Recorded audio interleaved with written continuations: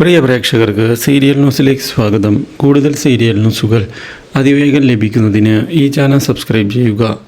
Bell icon മറക്കാതെ click ചെയ്യുക. Video ഇഷ്ടമായി എങ്കിൽ ലൈക്ക് ചെയ്യാൻ മറക്കരുത്. നമ്മുടെ പ്രിയ പരമ്പരയിൽ സുപ്രധാനമായ പുതിയൊരു വഴിത്തിരിവാണ് ഉണ്ടായിരിക്കുന്നത്.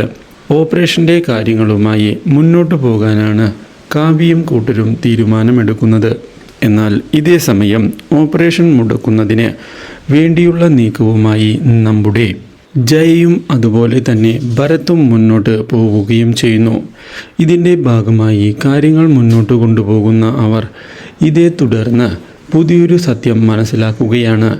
എന്തൊക്കെ സംഭവിച്ചാലും കാവ്യ താൻ കൊടുത്ത വാക്കിൽ നിന്ന് പിന്മാറുകയില്ല എന്നുള്ള കാര്യം തിരിച്ചറിയുന്ന അവർ ഇതേ തുടർന്ന് പുതിയൊരു തന്ത്രം പ്രയോഗിച്ചിരിക്കുകയാണ്.